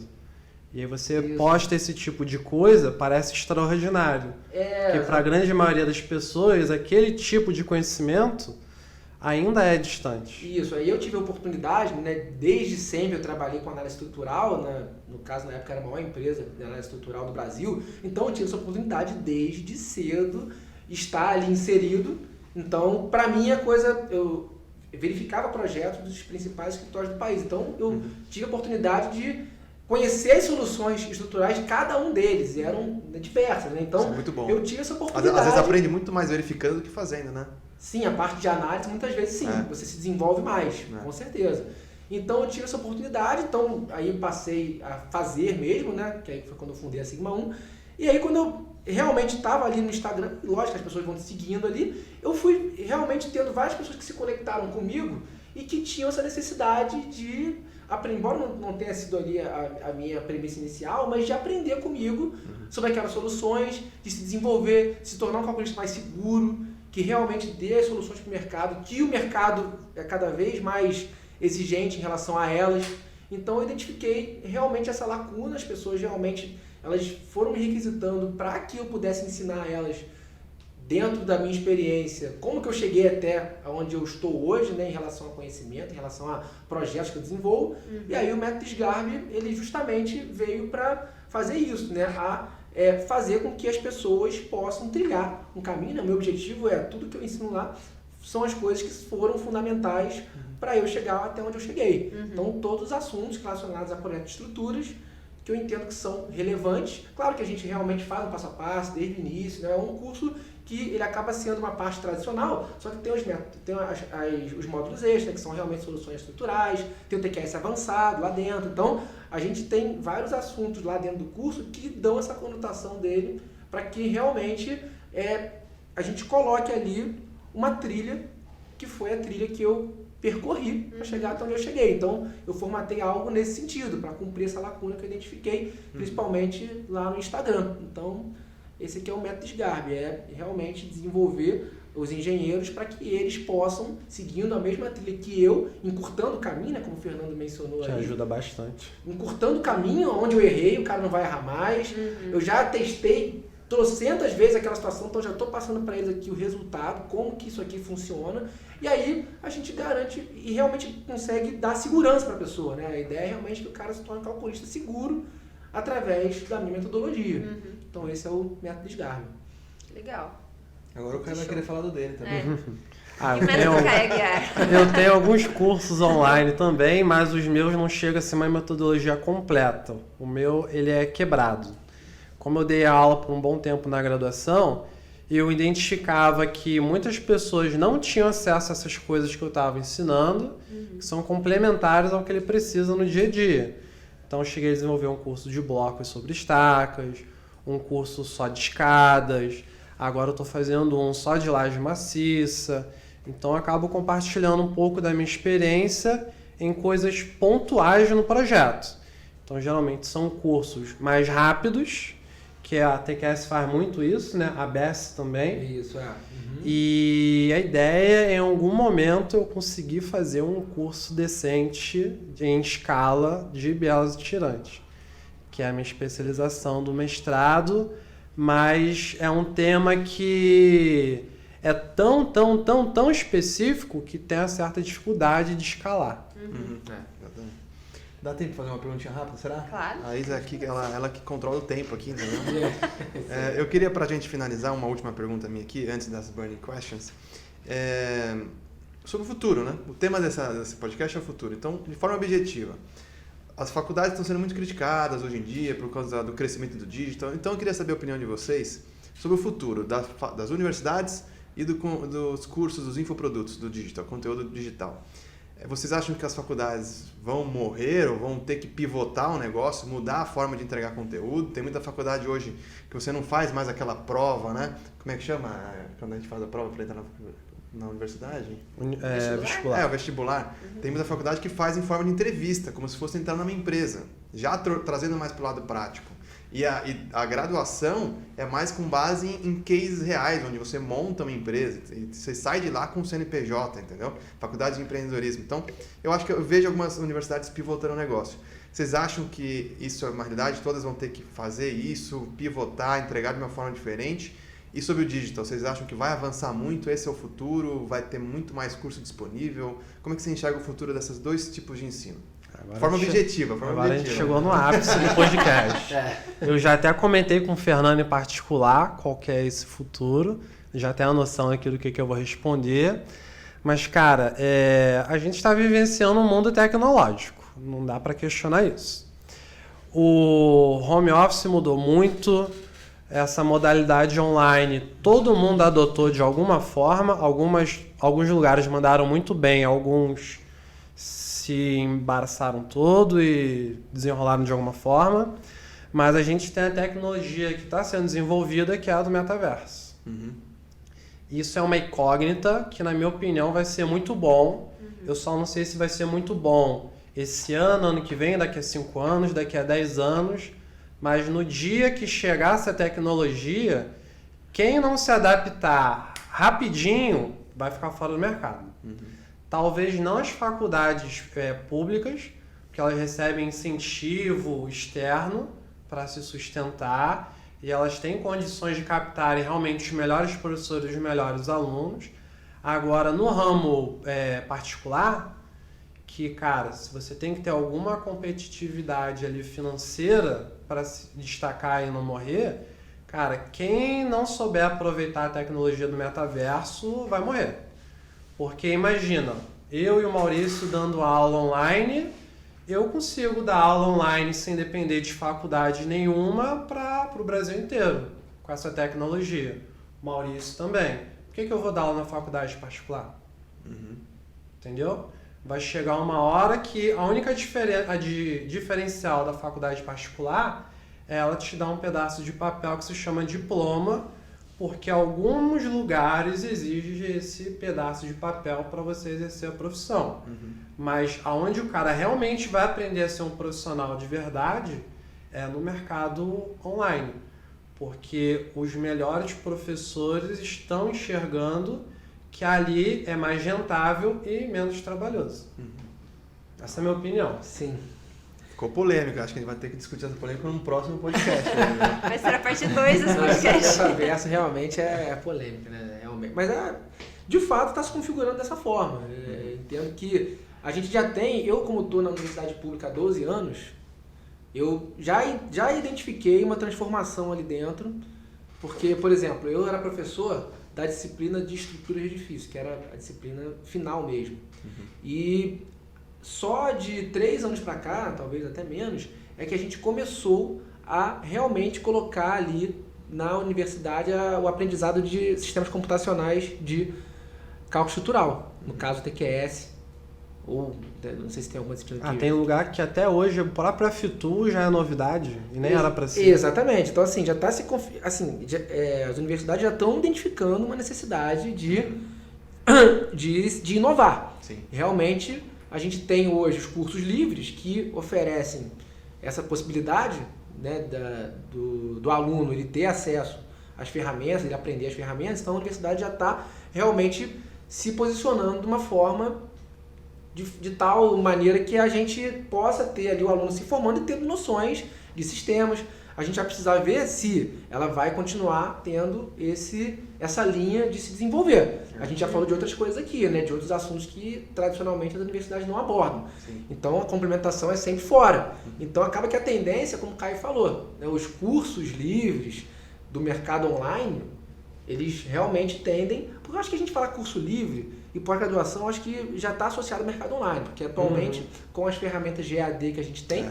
Acho que já é associado, né? Então, assim, eu estou falando de mercado online como a formação pós-universidade. Uhum. Então, nesse sentido, realmente é uma incógnita. As universidades, elas precisam, como o Caio falou, as públicas têm uma possibilidade maior de se desenvolver. Tem uma verba nesses aspectos. Vamos ver se a particular também vai acompanhar. E vamos ver se realmente a universidade pública ela continua se desenvolvendo, que eu acho que, apesar de eu ter identificado essa questão, por exemplo, do TQS, começar a ser ensinado, ainda há uma incógnita se outros assuntos, se ela vai continuar inovando e se reinventando para se adaptar à nova realidade, para que realmente a gente não tenha um sucateamento, digamos assim, da importância dela perante a cursos livres. Ela precisa realmente se reinventar, inovar, e é isso que vai definir se a gente vai ter ainda a importância grande dela perante a, não diria que concorrência, né? Mas acaba que você tendo os cursos livres, né? Você tem uma comparação inevitável, né?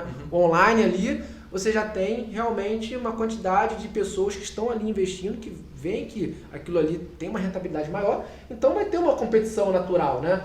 Entre a universidade e essas possibilidades do online. Então acaba sendo, né? Porque todos vão precisar ter os melhores para poder ter a melhor formação. Então a universidade pública, a universidade em geral, ela precisa se reinventar e inovar. Então vamos ver, vamos acompanhar para ver se... E no curto prazo já está todo mundo fazendo curso online.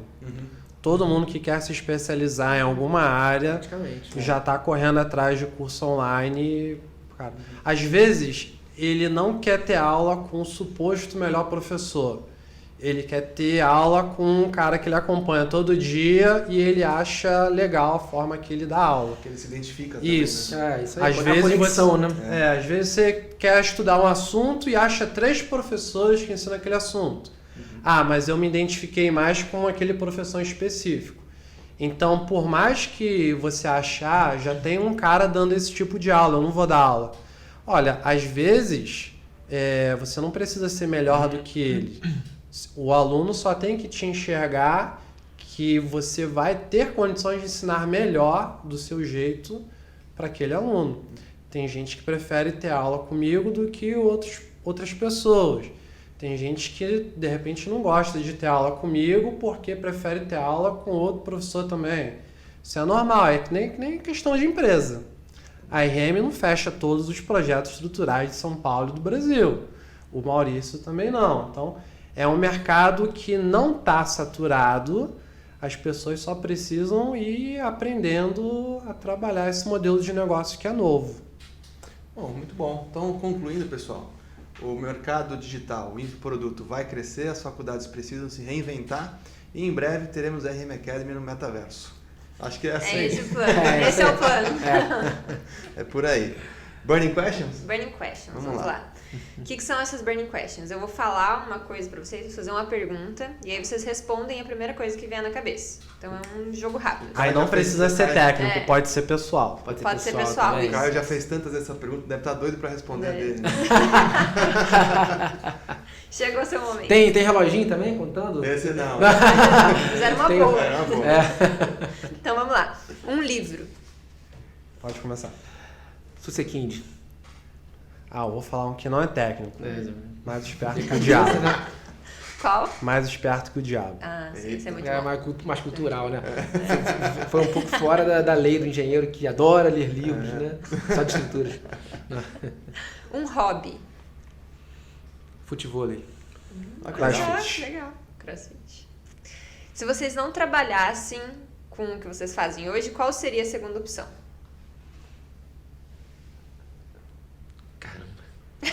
Essa foi braba. Esse acertou na profissão, né? Porque ele nem sabe. Exatamente. Quais são as outras opções? Tem esse lado bom, né? Porque as outras que eu gostaria de ser, eu não tenho talento, né? Também tem Então, esse assim, problema. tem esse problema. A gente tem que Eu até aliar o que é queria. rentável com o que tem talento. Se for só um ou outro, não dá certo.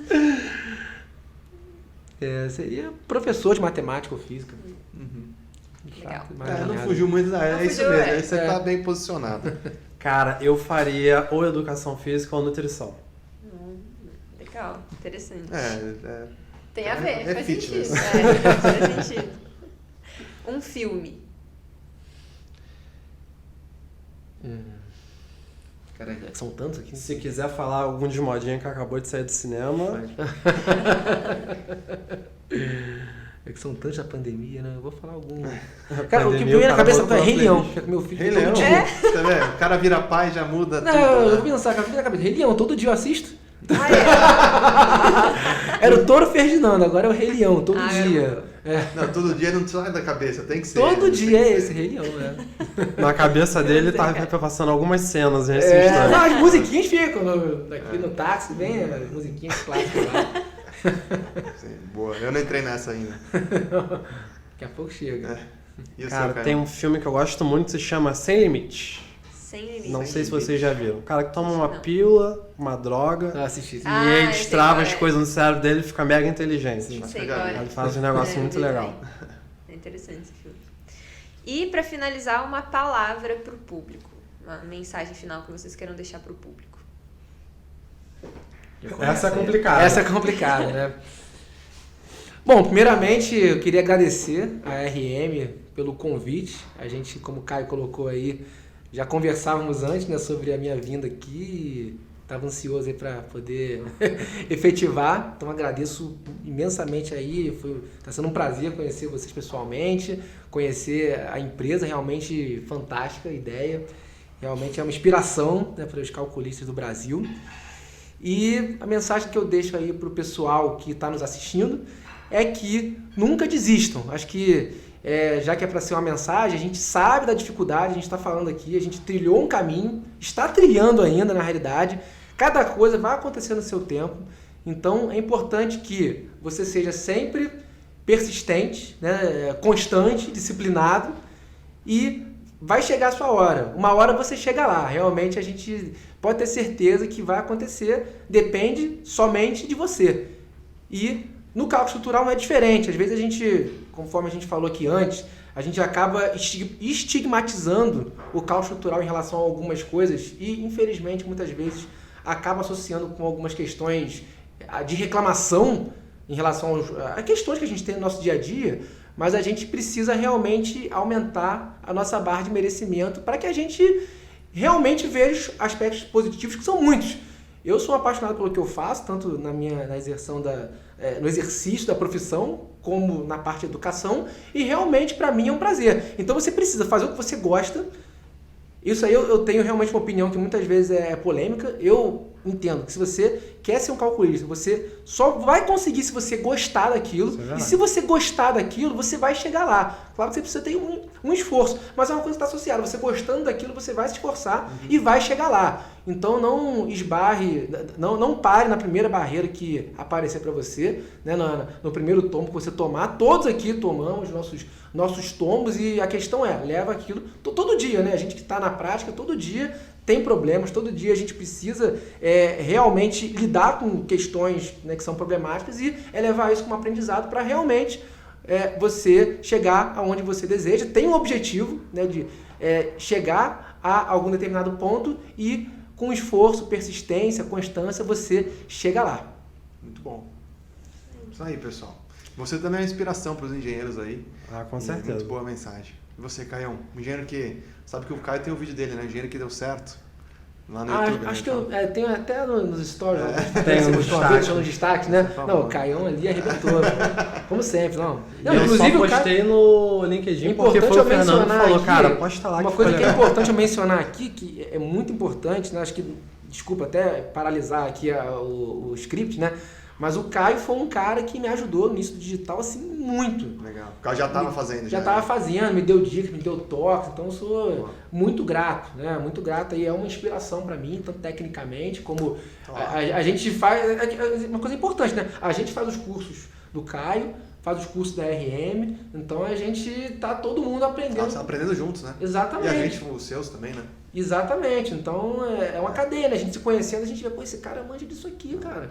O e-book lá, o cara colocou lá um gatilho de urgência, lógico que eu aproveitei.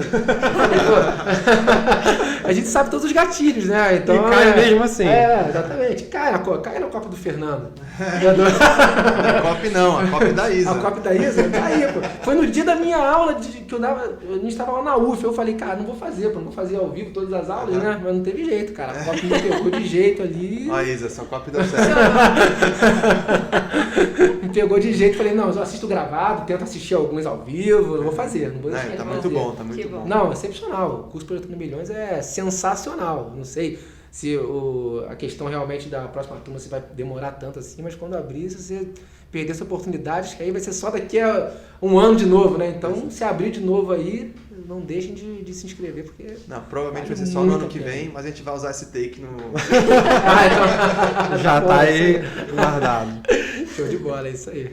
Olha, se eu fosse dar uma mensagem final pra galera, repetir a mesma coisa que o meu orientador falou pra mim quando eu falei pra ele que eu tava indo pro Maranhão dar aula. Inclusive um abraço aí pro Sérgio Rampichari. Sério. Nunca pare de estudar.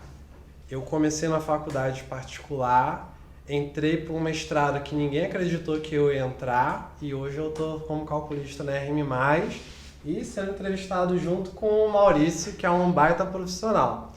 Então, se você parar de estudar, você vai parar de evoluir e aí você não vai descobrir onde você pode ir. Muito bom. Perfeito. Muito bom. Perfeito.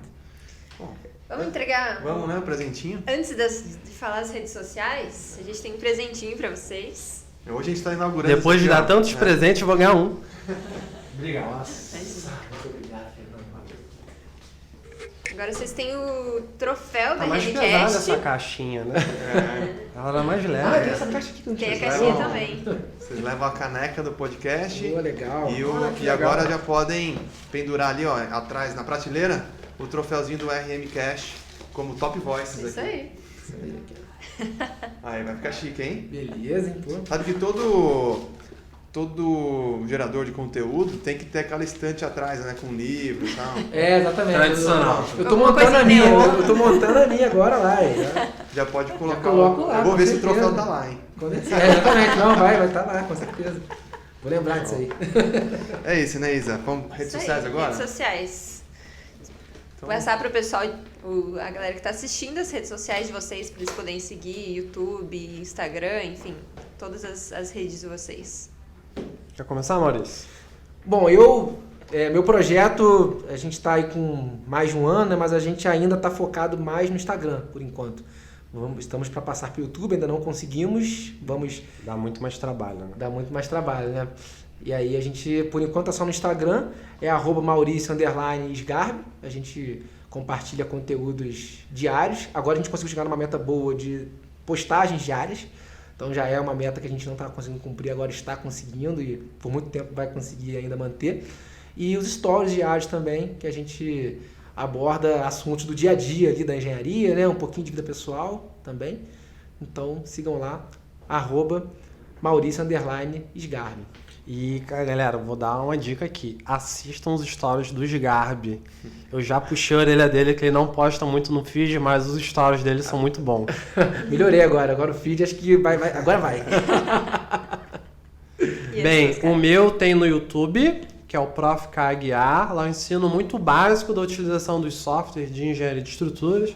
Então lá você vai aprender gratuitamente a como iniciar no SAP, como iniciar no TQS, no F-Tool, no AutoCAD e tem alguns outros complementos lá também. E no Instagram é o @c.aguiar.estruturas, onde eu compartilho meu dia a dia como calculista aqui na RM+. Isso aí. Vou Bom, deixar pra você falar os RM hoje, né? isso que eu ia falar, porque aí você fala das suas e exatamente. eu apareço mais na RM do que na minha própria. Tem hoje em sido, dia. aliás, eu tenho me divertido com o Gil lá. A Isa ela já tá super Cara, famosa já tô no me nosso divertindo, meio. tá mandando muito bem, cara. Tá É a muito cara bem. da RM agora. Tô aparecendo mais no da RM do que no meu. Mas então, as redes sociais da RM. A gente tem canal no YouTube, RM+, a gente tem o canal do Spotify, você procura lá pelo RMcast. O nosso Instagram é RM Mais Projetos e LinkedIn é RM Mais Projetos Estruturais. Você encontra tudo lá. A gente posta diariamente conteúdos voltados para engenharia.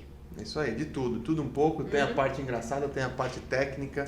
Então tem e nosso dia a dia aqui também, né? E o seu pessoal vai revelar hoje ou não? O meu pessoal não tem nada, Tá mas... preparado? É Isadora Justus, @Isadora Justus. O pessoal tá cobrando aqui, ó. Conteúdo de marketing by Isa Justus. E pessoal, tem o meu, @FalaMaisGG no Instagram, onde eu falo mais sobre o outro lado, né? A parte de negócios da engenharia. Então, como você conseguir entregar os seus bons serviços para mais clientes, né? E vender em escala. Não adianta ter um bom serviço e não conseguir cliente. Então, lá você vai encontrar esse tipo de conteúdo. É isso, né? É isso. Gente, muito obrigado aqui pela presença de vocês. Caio mais uma vez aqui, né? Inclusive precisa pagar alguns boletos. Que a gente tem aqui quando vem muitas vezes, né? Só para constatar que saindo daqui eu vou para a equipe de detalhamento entregar algumas pranchas. A gente pode perdoar alguns boletos nesse caso. Então. Daqui a pouco a Nath tá batendo ali na porta pedindo caixa de Sim, volta. ela já me cobrou no almoço. O Sgarbi me chamou para visitar uma obra, a Nath falou, não, você vai ficar aqui. Hoje não. E Sgarbi, obrigado por ter vindo, né? Veio direto do aeroporto para cá, ainda vai embora hoje, né? Isso aí. Então veio especialmente pro nosso podcast. É um prazer ter você aqui, acho que foi muito bom. Obrigado. Foi o primeiro convidado de fora de São Paulo. É, Caramba, aí, viu? tá vendo? Não, oportunidade ímpar aí, né? Realmente, espero que a gente tenha outras oportunidades, né? Com certeza teremos, né? Para estarmos juntos aí outras vezes. Com certeza, espero que sim. certeza. Então é isso, Um pessoal. grande prazer. Muito obrigado a todos, pessoal que está nos acompanhando aqui. Até o próximo RMcast, talvez no metaverso.